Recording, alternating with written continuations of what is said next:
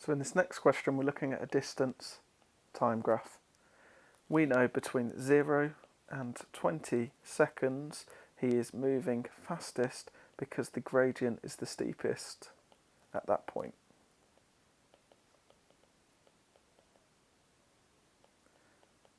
So we know the gradient of a distance time graph tells us your speed. So the greater the gradient, the greater the speed.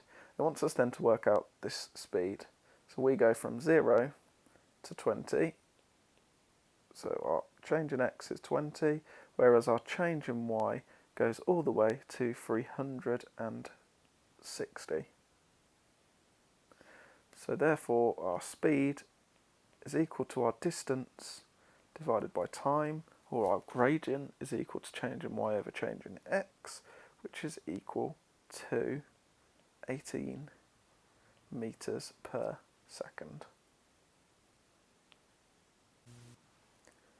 So in this next question, it's important to note that these diagrams are drawn accurately. So in the first pie chart, you would measure the radius, and this has a radius of 5. So therefore the area of the larger one would be pi times 5 squared, or 25 pi. The radius of the second one, well, that has a radius of 4. So therefore the area would be pi times 4 squared, which is 16 pi. Now we would need to measure the angle for town A, 0 to 19.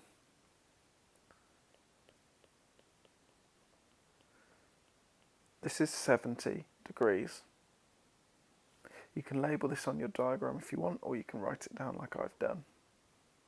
So now, to work out the proportion of people we had, well, it's 70 out of 360 times by the proportion of the area of A over the total area of both circles. So if you type that in, you would get an answer of 0.119 to 3 significant figures. So on this next question, we need to first of all work out the interior angle of a 12-sided polygon. So we know that the formula for this is n subtract 2 times by 180, where n is the number of sides. So that would become 12, take away 2 times 180, that's equal to 1,800 degrees. To then work out what angle S is, so S must equal to that 1,800 divided by 12, and that is equal to 150 degrees. So we now know that this angle up here is 150 degrees. Because this shape is regular, what we have there is an isosceles triangle. So therefore angle R and angle T must be identical in this triangle. So if we do 180 subtract 150, we've got the angles which are left, which is a total of 30. So therefore angle T must be 15 degrees. Because if we do that 30 shared between those two equally, we get 15. Here in question 13, we've got the amount that he bought the company for and the increase. It wants you to calculate the value of the company at the beginning of 2017. So we know that from 2009 to 2017 is 8 years.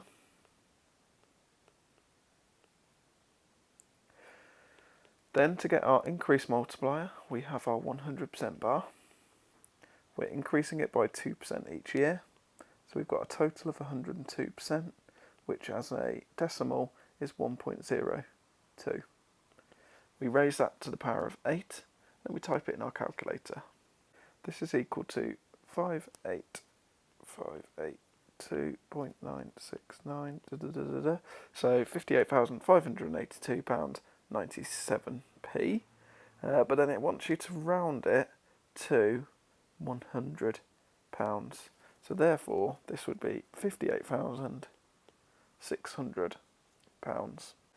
Okay, so here in part B, we get told that there's a different company which has a value of 250,000. It's increased to 325,000 after 6 years at X%. To begin with, I'm just going to draw a little diagram to remind us what we're trying to find. So we're increasing it by this amount X. So therefore our percentage would be 100 plus this X%. For now, I'm going to call that Y. So we know our price started at 250,000. We have multiplied it by this increase multiplier of Y, so we don't know what that is yet. However, we know that we've raised it to the power of 6, and then we've got our final amount of 325,000. We can now rearrange this by dividing by this 250,000. We could then type that in our calculator and we would get 1.3. We then need to do the sixth root of this. So we would do the sixth root using our calculator, and that would get us what Y is equal to, which is 1.045.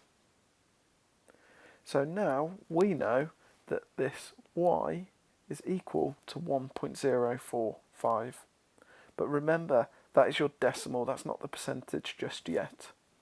So to change that decimal back into a percentage, we times it by 100.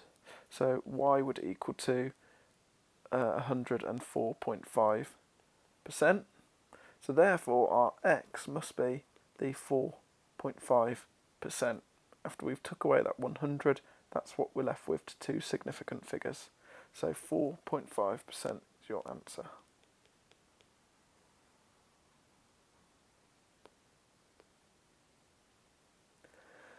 On question 14, it wants us to draw these three lines.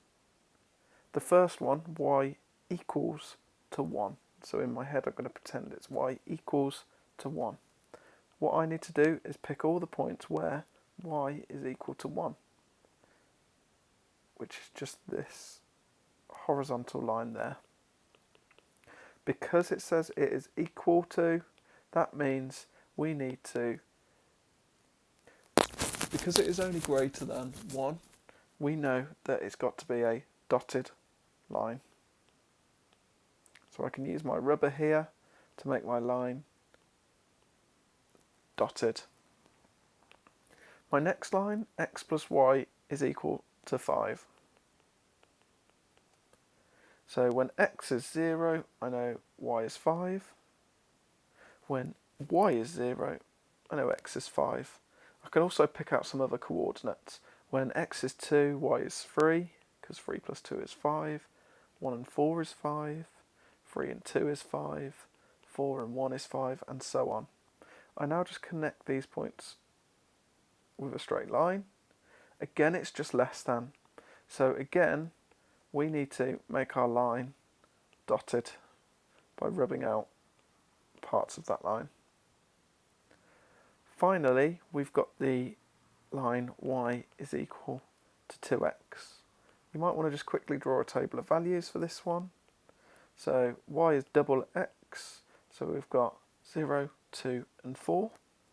So 0, 0, 1, 2, 2, 4. Again, we can join this up with a straight line.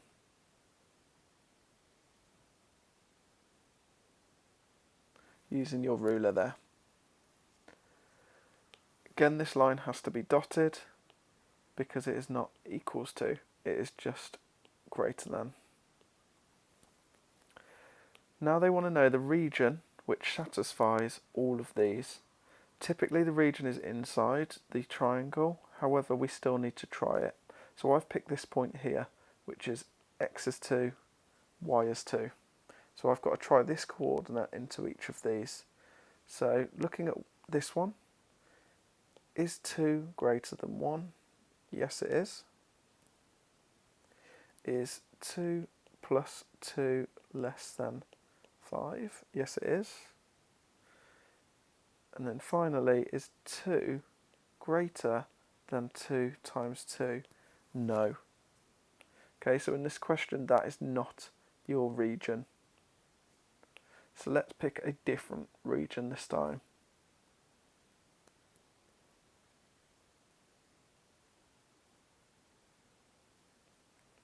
So I'm going to pick this point here.